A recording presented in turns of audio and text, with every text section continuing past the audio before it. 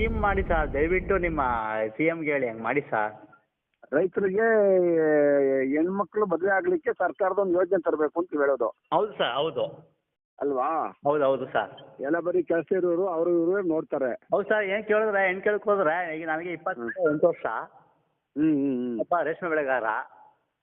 ನಾವು ಹೋಗಿ ಹೆಣ್ಣು ಕೇಳಬೇಕು ಅಂತಂದ್ರೆ ನೀನು ಏನು ಕೆಲಸ ಮಾಡ್ತಿದ್ಯಪ್ಪ ಅಂತಾರೆ. ನಾನು ರೇಷ್ಮೆ ಬೆಳೆಗಾರ ರೈತ ಅಂತ ಅಂದ್ರೆ ಅವರು ಹುಡುಗಿ ಮನೆಯವರು ಒಪ್ಪಲ್ರು. ಕರೆಕ್ಟ್ ಕಣ್ಣಣ್ಣ, ನಿಜ ನೀನು ಹೇಳೋದು. ಆದ್ರೆ ಅದೇ ಬೆಂಗಳೂರಲ್ಲಿ ಅಂತಂದ್ರೆ ಹೌದಾ ಕಂಪ್ನಿ ಕೆಲಸ ಮಾಡ್ತಾ ಇದ್ಯಾ, ವರ್ಕ್ ಮಾಡ್ತಾ ಇದ್ಯಾ ಅಂತಂದ್ರೆ ಬಟ್ ಅಂದ್ರೆ ಅವ್ರಿಗೆ ಹೆಣ್ಣು ಕೊಡೋಕೆ ಪ್ರೊಸೆಸಿಂಗ್ ಮಾಡ್ತಾರೆ. ಕರೆಕ್ಟ್. ಬಟ್ ಅಂದ್ರೆ ನಮ್ಗೆ ರೈತರಿಗೆ ಒಂದು ಮಾಡ್ತೀರಾ ಸರ್, ದಯವಿಟ್ಟು ಏನೋ ಒಂದು ಸ್ಕೀಮ್ ಮಾಡಿ. ಅದು ಹೆಂಗ್ ಮಾಡ್ಬೋದು ಅಂತ ನೀನು ಅಡ್ವೈಸ್ ಮಾಡು, ಯಾವ ತರ ನೀನು ಸಲಹೆ ಕೊಡು. ಈಗ ಅಂತರ್ಜಾತಿ ವಿವಾಹಕ್ಕೆ ನೀವು ಪ್ರೋತ್ಸಾಹಧನ ಕೊಡ್ತೀರಿ, 2 ಲಕ್ಷ 3 ಲಕ್ಷ ಕೊಡ್ತೀರಿ.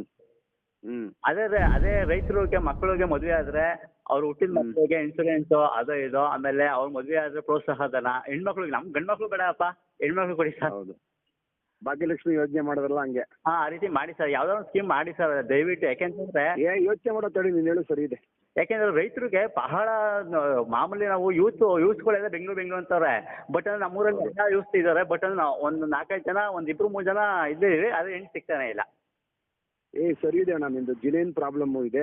ತಡಿ, ನೀನು ಈ ವಿಚಾರದ ಮೇಲೆ ಬೆಳಕಿರೋ ತಡಿ, ಯೋಚನೆ ಮಾಡುವ ಸರ್. ಯೋಚನೆ ಮಾಡಿ ಸರ್, ನಮ್ಮ CM ಯಡಿಯೂರಪ್ಪ ಅವ್ರಿಗೆ ಮಾಡಿ ದಯವಿಟ್ಟು ನೀವು ನಿಮ್ಗೆ ಕಾಕಿ ನಾನು ನಿಮ್ಗೆ ಫೋನ್ ಮಾಡಿ ಸರ್, ನೆಟ್ಟಲ್ಲಿ ಹುಡುಕಿ ನಿಮ್ಮನ್ನ CPಗೆ ಸರ್. ಆಯ್ತಣ್ಣ, ಆಯ್ತು. ಏನು ನಿನ್ನ ಹೆಸರು? ಹೆಸರು ಪ್ರವೀಣ ಸರ್, ಮಾವಳಿ ತಾಲೂಕು ಸರ್.